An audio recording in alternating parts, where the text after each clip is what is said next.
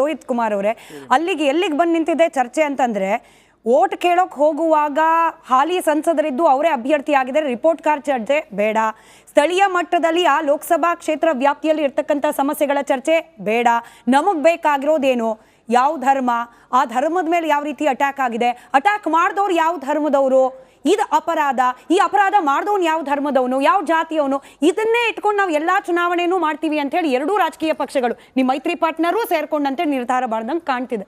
ಆಗಲಿ ಮೇಡಮ್, ಈಗ ನಾವು ಮೋಹನ್ ಅವ್ರನ್ನ ನಾನು ಒಂದು ನಿಮಿಷ ಇಷ್ಟಪಟ್ಬಿಟ್ಟು ಸ್ಟಾರ್ಟಿಂಗಲ್ಲಿ, ಯಾಕೆಂದ್ರೆ ಇದು ರಾಜಕೀಯವನ್ನು ನಾವು ಮಾಡೋದು ಬೇಡ, ಇದ್ರ ಬಗ್ಗೆ ರಾಜಕೀಯ ಹೇಳೋದು ಬೇಡ ಅಂತ ಸ್ಟಾರ್ಟ್ ಮಾಡಿದ್ರು. ಭಾರಿ ಖುಷಿ ಆಗುತ್ತೆ, ಎಲ್ಲಪ್ಪ ಬಿಜೆಪಿ ರಾಜಕೀಯ ಮಾಡ್ತಿಲ್ಲ ಇದರಲ್ಲಿ ಅಂತ.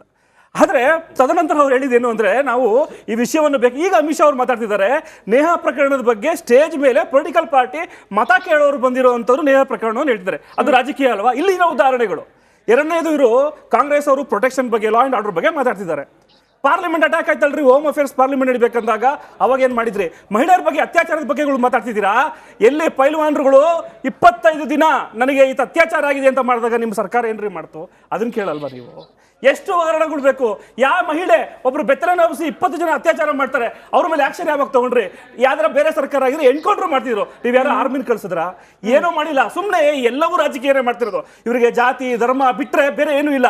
ಈಗೊಂದು ಪ್ರಕರಣ ನೋಡಿ, ವಕೀಲರುಗಳು, ಧಾರವಾಡ ವಕೀಲರುಗಳು ಯಾರು ಕೂಡ ಈ ಪ್ರಕರಣಕ್ಕೆ ವಕಾಲತ್ ಹಾಕ್ಬಾರ್ದು ಅಂತ ಹೇಳಿ ಡಿಕ್ಲೇರ್ ಮಾಡಿದ್ದಾರೆ. ಅವರೆಲ್ಲರೂ ಕೂಡ ಬರೀ ಬಿಜೆಪಿ ಅವರೆಲ್ಲ, ಎಲ್ಲರೂ ಕೂಡ ಮನುಷ್ಯರು. ಅಂದ್ರೆ ಯಾವುದೇ ರೀತಿ ಒಂದು ಮಕ್ಕಳು, ಒಂದು ಚಿಕ್ಕ ಕೇಸ್ಗಳಾಗಿರ್ಬೋದು, ಹೀನಿಯಸ್ ಕ್ರೈಮ್ಸ್ ಆಗಿರ್ಬೋದು, ವಕೀಲರು ಕೂಡ ಹೇಳ್ತಾರೆ ನಾವು ಇದಕ್ಕೆ ವಕಾಲತ್ ಹಾಕಲ್ಲ ಅಂತ ಹೇಳಿ. ಬರೀ ಬಿಜೆಪಿ ಅವ್ರು ಮಾತ್ರ ನ್ಯಾಯ ಧರ್ಮ ಅಂತ ಮಾತಾಡೋದಲ್ಲ, ಇವ್ರು ಮಾತಾಡೋದು ಈ ಚುನಾವಣೆ ಆದ್ಮೇಲೆ ಅಮಿತ್ ಶಾ ಹೋಗಿ ನೋಡೋಣ ನೇವ್ರ ಮನೆಗೆ, ಹೇಳ್ತೀವಿ ನಾವು ತಲೆ ಪಡ್ಕೊಂಡು ಕುತ್ಕೋತೀವಿ ಇಲ್ಲಿ. ಹೋಗಲ್ರಿ ಇವರು ಹೋಗೋದು ಚುನಾವಣೆ ಇದ್ದಾಗ ಮಾತ್ರ, ಮಾಡೋ ರಾಜಕೀಯವೆಲ್ಲ ಧರ್ಮದ ಮೇಲೆ ಮಾತ್ರ.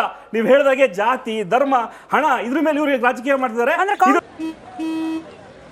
ನಡಿ ಈಗ ಶುರು ಮಾಡೋಣ.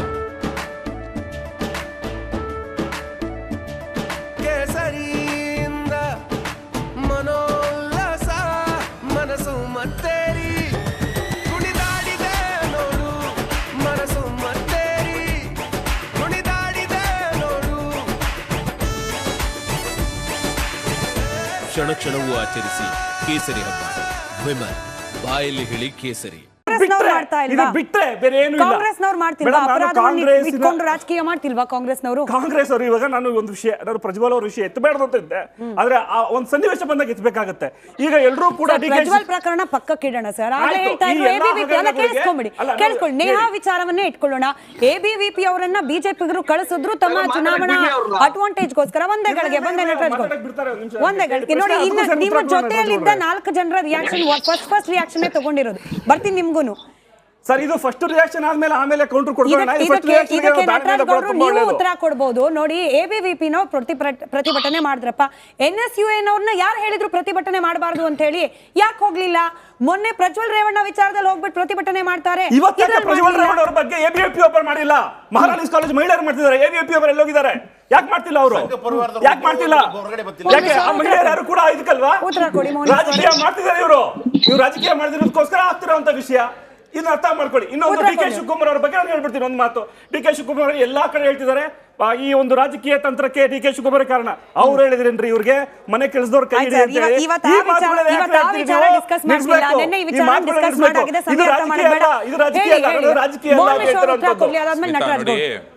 ಸ್ಮಿತಾ ಅವರೇ, ನೀವು ನೋಡಿ, ಈಗ ಅಮಿತ್ ಶಾ ಅವ್ರು ಬರ್ತಾರೆ ಅಂತ ಗೊತ್ತಾದ ತಕ್ಷಣ ಅವ್ರ ಹತ್ರ ನ್ಯಾಯ ಕೇಳಲಿಕ್ಕೆ ಒಂದು ಮೆಮೊರಾಂಡಮ್ ತಗೊಂಡೋಗಿದ್ಯಾರು? ಅವರ ತಂದೆ ಕಾಂಗ್ರೆಸ್ಸಿನ ಕಾರ್ಪೊರೇಟರ್ ಮಿಸ್ಟರ್ ಹಿರೇಮಠ್. ಏನಕ್ಕೆ ಹೋದ್ರು ಅಂತ ಹೇಳಿದ್ರೆ, ಅವ್ರಿಗೆ ಗೊತ್ತು ಈ ಅಸಮರ್ಥ ಸಿದ್ದರಾಮಯ್ಯ ಸರ್ಕಾರದಲ್ಲಿ ಏನೇ ನಡೀತಾ ಇದೆ. ಕಳೆದ 11 ತಿಂಗಳಿಂದ ಲಾ ಅಂಡ್ ಆರ್ಡರ್ ವಿಚಾರದಲ್ಲಿ ತನ್ನ ಮಗಳ ವಿರುದ್ಧ ನಡೆದಿರುವಂತ ಈ ಒಂದು ಹತ್ಯೆ ಸಂಚಿನಲ್ಲಿ ಸಿದ್ದರಾಮಯ್ಯ ಸರ್ಕಾರ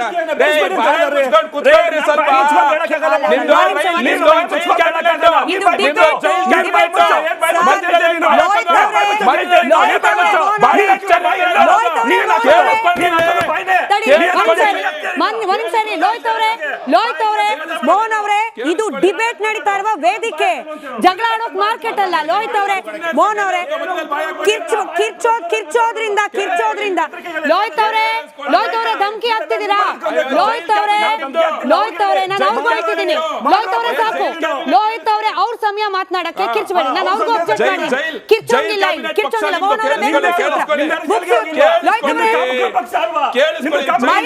ಮೈಕ್ ಮ್ಯೂಟ್ ಮಾಡಿಸೋ ಸಂಸ್ಕೃತಿ ನಮ್ದಲ್ಲ, ಹಂಗ ಮಾಡೋ ತರ ಅನಿವಾರ್ಯ ಮಾಡಬೇಡಿ. ಅವ್ರ ಸಮಯ ಅವ್ರು ಮುಗಿದ್ಮೇಲೆ ಅಬ್ಜೆಕ್ಷನ್ ಇದ್ರೆ ಮಾತಾಡಿ, ನೀವು ಆ ತರ ಮಾತಾಡಂಗಿಲ್ಲ. ನೇಹಾ ಅವ್ರ ತಂದೆ ಗೊತ್ತಾಗಿದೆ ಅಸಮರ್ಥ ಸಿದ್ದರಾಮಯ್ಯನವರ ಸರ್ಕಾರದಿಂದ ತನ್ನ ಮಗಳಿಗಾಗಿರುವಂತ ಅನ್ಯಾಯಕ್ಕೆ ನ್ಯಾಯ ಸಿಗಲ್ಲ ಅಂತ. ಅದಕ್ಕೆ ಅವ್ರು ಇವತ್ತು ಕೇಂದ್ರ ಸಚಿವರಾದಂತ ಗೃಹ ಸಚಿವರಾದಂತ ಅಮಿತ್ ಶಾ ಅವ್ರ ಹತ್ರ ಹೋಗಿರೋದು ಮೆಮೊರಾಂಡಮ್ ತಗೊಂಡು. ಇದು ವೆರಿ ಕ್ಲಿಯರ್. ನಾನು ಹೇಳ್ತಿರೋದು ಅವರು ಕಾಂಗ್ರೆಸ್ ನ ಕಾರ್ಪೊರೇಟರು, ಅವ್ರ ವಿಚಾರದಲ್ಲಿ ರಾಜಕಾರಣ ಮಾಡೋದು ಬೇಡ. ಅನ್ಯಾಯ ಆಗಿದೆ, ನ್ಯಾಯ ಸಿಗಲ್ಲ ಅಂತ ಗೊತ್ತಾದ ತಕ್ಷಣ ಅವರೇ ಹೋಗಿದ್ದಾರೆ. ಎಂತ ಅಸಮರ್ಥ ಸರ್ಕಾರ ಇದು, ಎಂತ ಅಸಮರ್ಥ ಸಿದ್ದರಾಮಯ್ಯ ಅವರು ಇದು ಅಂತ ಹೇಳ್ಬಿಟ್ಟು ಹೇಳಿ. ನಟರಾಜ್ ಗೌಡ್ರೆ ಉತ್ತರ ಕೊಡಿ ಇದಕ್ಕೆ. ಈ ಹತ್ಯೆ ಪ್ರಕರಣದಲ್ಲಿ 1 ಗಂಟೆನಲ್ಲಿ ಆರೋಪಿಯನ್ನ ಹಿಡಿದಿದ್ದಾರೆ. ಅದು ಅದ್ರ ಬಗ್ಗೆ ಏನ್ ತೋರಿಸುತ್ತೆ ಅಂದ್ರೆ ಪೊಲೀಸ್ ಇಲಾಖೆ ಆಗ್ಲಿ ಯಾರು ಆಗ್ಲಿ ಗಂಭೀರವಾಗಿ ಪ್ರಕರಣವನ್ನು ತೆಗೆದುಕೊಂಡಿದ್ದಾರೆ ಅಂತ. ಆದ್ರೆ ಅಸಮರ್ಥರು ಯಾರು ಅಂದ್ರೆ 8 ತಿಂಗಳಿಂದ ನಮ್ಗೆ ಬರ ಪರಿಹಾರ ಕೊಡದಲ್ಲೇ ಪಲಾಯನ ಮಾಡಿರಲ್ಲ ಮೋದಿ, ಅಮಿತ್ ಶಾ ಮತ್ತೆ 26 ಸಂಸದರಲ್ಲ, ಅವರು ಅಸಮರ್ಥರು, ನಾಲಾಯಕರು, ನಿಷ್ಕ್ರಿಯ. ಅಂದ್ರೆ ಅವ್ರನ್ನ ನೀವು ಹೇಳ್ಬೇಕು ಹೊರತು ಬೇರೆ ಕಾಂಪಿಟೇಷನ್ ಇಟ್ಟಿದೀವ ನಾವು, ಒಬ್ರಕ್ಕಿಂತ ಒಬ್ರು ಹಿಂಗೆ ವಿಷಯ ಮಾತಾಡಿ. ಅವ್ರಿಗೂ ನಾನು ಅಬ್ಜೆಕ್ಟ್ ಮಾಡಿದೀನಿ. Please hold on. ನಾನು ಯಾವ್ದು ಅಸಂವಿಧಾನಿಕ ಪದ ಹೇಳ್ತಾ ಇಲ್ಲ. ಪದಗಳನ್ನ ನಾನು ಅವ್ರಿಗೆ ಹೇಳ್ತಾ ಇದ್ದೀನಿ. ಯಾರು ಅಸಮರ್ಥರು, ಯಾರು ನಿಷ್ಕ್ರಿಯರು? ಮೋದಿ ಅಸಮರ್ಥ, ಮೋದಿ ನಿಷ್ಕ್ರಿಯ, ರಾಜ್ಯ ದ್ರೋಹಿ ಮೋದಿ, ನರೇಂದ್ರ ಮೋದಿ, ಅಮಿತ್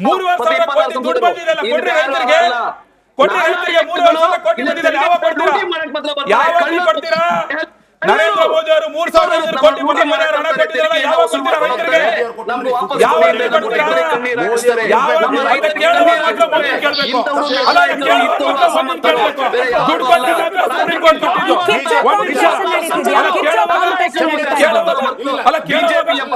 ಕೊಟ್ಟಿದ್ದಾರೆ.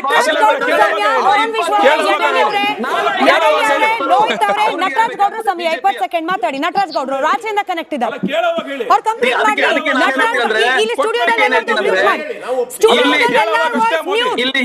ನಟರಾಜ್ ಗೌಡ್ರು ಮಾತ್ರ. ಈಗ ನಾನು ಅದಕ್ಕೆ ಏನ್ ಹೇಳ್ತಾ ಇದ್ದೀನಿ ಅಂದ್ರೆ, ಯಾವುದೇ ಒಂದು ಪ್ರಕರಣವನ್ನ ಇಷ್ಟು ಚೆನ್ನಾಗಿ ಮೋದಿ ಅವರು, ಅಮಿತ್ ಶಾ ಅವರು ಮಾತಾಡ್ತಾ ಇದ್ದಾರೆ ಅಂದ್ರೆ ಅವ್ರಿಗೆ ಅದೇ ಯೋಗ್ಯತೆ ಇದ್ರೆ ಮಣಿಪುರದ ಮಹಿಳೆಯರ ಬಗ್ಗೆ ಮಾತಾಡ್ಲಿ, ಅದೇ ಯೋಗ್ಯತೆ ಇದ್ರೆ ದೆಹಲಿಯಲ್ಲಿ ಕುತ್ಕೊಂಡಂತ ಕುಸ್ತಿಪಟ್ಟು ಮಹಿಳೆಯರ ಬಗ್ಗೆ ಮಾತಾಡ್ಲಿ. ಈ ಬೆಂಗಳೂರು ಕರ್ನಾಟಕದಲ್ಲಿ ಆ ದಾನಮ್ಮ ಅನ್ನೋರ್ ಮೇಲೆ, ದಲಿತ ಹುಡುಗಿ ಮೇಲೆ ಅತ್ಯಾಚಾರ ಮಾಡಿ ಕೊಲೆ ಮಾಡೋ ಬಿಜೆಪಿ ಕಾರ್ಯಕರ್ತರು, ಅದ್ರ ಬಗ್ಗೆ ಮಾತಾಡ್ಲಿ. ಸಿಂಧುತ್ವ ಮಾಡ್ತಿದ್ದಾರೆ. ಆಯ್ತು ವಿನಾಯಕ್ ಅವರೇ, ವಿನಾಯಕ್ ಅವರೇ ಕ್ಯಾಲ್ಕುಲೇಷನ್ ಇಂತ ಪಂಡ ಟೋಂಗಿ ರಾಜಕಾರಣಿಗಳು ನಾವೆಲ್ಲೂ ನೋಡಿಲ್ಲ. ಬಿಜೆಪಿ ವಿನಾಯಕ್ ಅವರೇ ಕ್ಯಾಲ್ಕುಲೇಷನ್ ಎಷ್ಟು ಕ್ಲಿಯರ್ ಇದೆ ನೋಡಿ. ಬಳ್ಳಾರಿಯಲ್ಲಿ ಯುವ ಮತಗಳು 1ರಿಂದ 2% ಸ್ವಿಂಗ್ ಆದ್ರೂ ಕೂಡ ನೇಹಾ ಹತ್ಯೆ ಪ್ರಕರಣವನ್ನ ಗಮನದಲ್ಲಿಟ್ಕೊಂಡು 50ರಿಂದ 60 ಸಾವಿರ ಮತದ ಅಂತರದ ಗೆಲುವು ಬೇಡವಾ? ಇಲ್ಲಿ ಪ್ಲಸ್ ಪಾಯಿಂಟ್ ಆಗೋದು. ಮತ್ತೊಂದ್ ಕಡೆಯಲ್ಲಿ ನೋಡಿ, ನಾನು ವಿನಾಯಕ್ ಅವ್ರನ್ನ ಪ್ರಶ್ನೆ ಕೇಳ್ತಿದ್ದೀನಿ. ಮತ್ತೊಂದ್ ಕಡೆ ಗದ್ದಿಗೌಡ್ರು, ಸಂಯುಕ್ತ ಅವರು ಎರಡೂ ಲಿಂಗಾಯತ ಕ್ಯಾಂಡಿಡೇಟ್ಗಳು. ಇಲ್ಲಿ ನೇಹಾ ಅವರ ಪ್ರಕರಣ ಲಿಂಗಾಯತ ಸಮುದಾಯದ ಹೆಣ್ಮಗಳು ಅಂತ ಹೇಳಿ ಬಿಜೆಪಿ ಪ್ಲಸ್ ಪಾಯಿಂಟ್ ಆಗ್ಲಿ ಅನ್ನೋ ಕ್ಯಾಲ್ಕುಲೇಷನ್ ಬೇಡವಾ ಇಲ್ಲಿ ರಾಜಕಾರಣ? 8 ಕ್ಷೇತ್ರಗಳಲ್ಲೂ ಹಿಂಗ್ ಲೆಕ್ಕ ಹಾಕಿದ್ರೆ ಬಿಜೆಪಿ ನೇಹಾ ಹತ್ಯೆ ಪ್ರಕರಣದಲ್ಲಿ ವೋಟ್ಗಳು ಬೀಳಬಹುದು ಅನ್ನೋ ಕ್ಯಾಲ್ಕುಲೇಷನ್ ಮಾಡಿದ್ರೆ ತಪ್ಪಾ? ಮಾಡ್ತಾ ಇಲ್ವಾ ವಿನಾಯಕ್ ಅವರು? ಅದು ಸಹಜವಾಗಿ ಬರುವಂತದ್ದು. ಆದ್ರೆ ನನ್ಗೆ ಈ ಚರ್ಚೆಯಲ್ಲಿ ಎಲ್ಲರೂ ಮಾತಾಡಿದಾಗ ಏನ್ ಅನಿಸ್ತು ಅಂತಂದ್ರೆ, ನಾವು ನೇಹಾ ಬಗ್ಗೆ ಕಾಳಜಿಕ್ಕಿಂತ ಅದರಿಂದ ಯಾರಿಗೆ ಎಷ್ಟು ಲಾಭ ಆಗತ್ತೆ ಅನ್ನೋ ಚರ್ಚೆಯಲ್ಲಿ ನಾವು ಹೆಚ್ಚು ಆಸಕ್ತಿ ವಹಿಸಿದ್ದೀವಿ. ನಾನು ಯಾಕೆ ಹೇಳ್ತಾ ಇದ್ದೀನಿ ಅಂತಂದ್ರೆ, ಈಗ ಆರೋಪಿಯನ್ನ ಇಮಿಡಿಯೇಟ್ ಆಗಿ ಅರೆಸ್ಟ್ ಮಾಡಿದ್ರು. ಆದ್ರೆ ನೀವು ಒಂದು ಗಮನಿಸಿ, ಆರೋಪಿಯನ್ನ ಅವತ್ತೇ ನ್ಯಾಯಾಂಗ ಬಂಧನ ಕೊಟ್ಟರು. ಸಾಮಾನ್ಯವಾಗಿ ನಾನು ಕ್ರೈಮ್ ರಿಪೋರ್ಟರ್ ಆಗಿ ಕೆಲಸ ಮಾಡಿದ್ದೀನಿ, ನನಗೆ ಗೊತ್ತಿರೋ ಹಾಗೆ ಇದರ ಪ್ರಕರಣಗಳಲ್ಲಿ ಆರೋಪಿಯನ್ನ ಪೊಲೀಸ್ ಕಸ್ಟಡಿ ತಗೋತಾರೆ. ಯಾಕೆ ಅಂತಂದ್ರೆ ಅವಳು ಪ್ರೀತಿಗೆ ಒಪ್ಪಿಲ್ಲ ಅನ್ನೋ ಕಾರಣಕ್ಕೆ ಅವಳನ್ನ ಮರ್ಡರ್ ಮಾಡಿದ್ನ, ಅಥವಾ ಇದರ ಹಿಂದೆ ಬೇರೆ ಉದ್ದೇಶ ಇತ್ತಾ, ಅವನಿಗೆ ಹಿಂದೆ ಯಾರಾದ್ರೂ ಸಪೋರ್ಟ್ ಮಾಡಿದ್ರ, ಅವಳಿಗೆ ಹೇಗೆ ಪರಿಚಯ ಆದ, ಎಷ್ಟು ವರ್ಷದಿಂದ ಪರಿಚಯ ಆದ, ಅವಳಿಗೆ ಪರಿಚಯ ಆದ್ಮೇಲೆ ಅವಳನ್ನ ಕರ್ಕೊಂಡ್ ಬರೋದಕ್ಕೆ ಅಥವಾ ನೀವು ಐಸ್ ಕ್ರೀಮ್ ತಿನ್ನೋ ಕರ್ಕೊಂಡು ಹೋಗ್ತಿರೋ, ಇನ್ನೊಂದು ಕರ್ಕೊಂಡು ಹೋಗ್ತಿರೋ, ಅದಕ್ಕೆ ಅವನಿಗೆ ದುಡ್ಡು ಯಾರು ಕೊಟ್ಟರು? ಈ ತರದ್ದೆಲ್ಲ ತನಿಖೆಗಳನ್ನ ಮಾಡ್ಬೇಕಾಗಿತ್ತೆ ಹೊರತು ಇವರು ಪೊಲೀಸರು ಅರೆಸ್ಟ್ ಮಾಡಿದ್ರು, ಅವನ್ನ ಇಮಿಡಿಯೇಟ್ ಆಗಿ ಜೈಲಿಗೆ ಕಳಿಸಿದ್ರು. ಈಗ ಮೊನ್ನೆ CID ಅವರು ಕೂಡ ಅವನ್ನ 2 ದಿವಸ ಪೊಲೀಸ್ ಕಸ್ಟಡಿ ತಗೊಂಡ್ರು, ಮತ್ತೆ ವಾಪಸ್ ಕಳಿಸಿದ್ರು. ಅಂದ್ರೆ ಯಾವುದರ ಬಗ್ಗೆ ತನಿಖೆ ಆಗ್ಬೇಕಾಗಿತ್ತು ಅದು ಆಗಿಲ್ಲ ಅನ್ನೋದು ಸ್ಪಷ್ಟವಾಗಿ ಗೊತ್ತಾಗುತ್ತೆ. ಪೊಲೀಸರಿಗೆ ಅವನ್ನ ಅರೆಸ್ಟ್ ಮಾಡಿ ಜೈಲಿಗೆ ಕಳಿಸೋದಷ್ಟೇ ನಮ್ ಕೆಲಸ ಅಂತ ಅವ್ರು ಅಂದ್ಕೊಂಡಿದ್ದಾರೆ.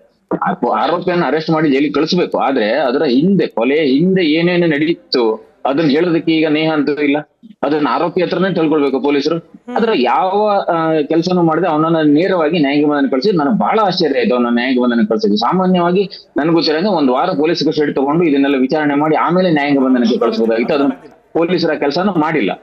ಅದು ಖಂಡಿತವಾಗಿ ನನಗೆ ಈ ಆಶ್ಚರ್ಯ ಆಗಿರುವಂತದ್ದು. ಮತ್ತೆ ಅದು ಏನು ತಪ್ಪು ಅಂತ ನನಗೆ ಅನ್ಸುವಂತದ್ದು. ಲಾಭ ನೀವು ಲಿಂಗಾಯತರು ಮತ್ತೆ ಜಾತಿ ದೃಷ್ಟಿಯಿಂದ ಕೇಳ್ತಾ ಇದ್ರಿ. ಅದರಲ್ಲಿ ಈಗ ನೇಹಾಳನ್ನ ನಾವು ಅಥವಾ ಜನ ಅದನ್ನ ಜಾತಿ ದೃಷ್ಟಿಯಿಂದ ನೋಡ್ತಾ ಇಲ್ಲ. ಇಲ್ಲಿ ಏನಾಗಿದೆ, ಹಿಂದೂಗಳಿಗೆ, ಹಿಂದೂ ಮಕ್ಕಳಿಗೆ, ಹೆಣ್ಮಕ್ಳಿಗೆ ಶಾಲಾ ಕಾಲೇಜಿಗೆ ಹೋದಲ್ಲಿ ಅಥವಾ ಸಮಾಜದಲ್ಲಿ ಒಂದು ರಕ್ಷಣೆ ಇಲ್ಲ, ಅಥವಾ ಅವರಿಗೊಂದು ಅಪಾಯ ಇದೆ ಹೊರಗಡೆಯಿಂದ ಬೇರೆಯವರಿಂದ ಅನ್ನುವಂತ ಭಾವನೆ ಇರೋದ್ರಿಂದ ಇದರಲ್ಲಿ ಕೇವಲ ಲಿಂಗಾಯತ ಅನ್ನೋ ಲೆಕ್ಕಾಚಾರ ಬರುತ್ತೆ. ಜನರ ಮನಸ್ಸಲ್ಲಿ ಆ ರೀತಿ ಇದೆ ಅಂತ ನನ್ಗನ್ಸಲ್ಲ. ಇದು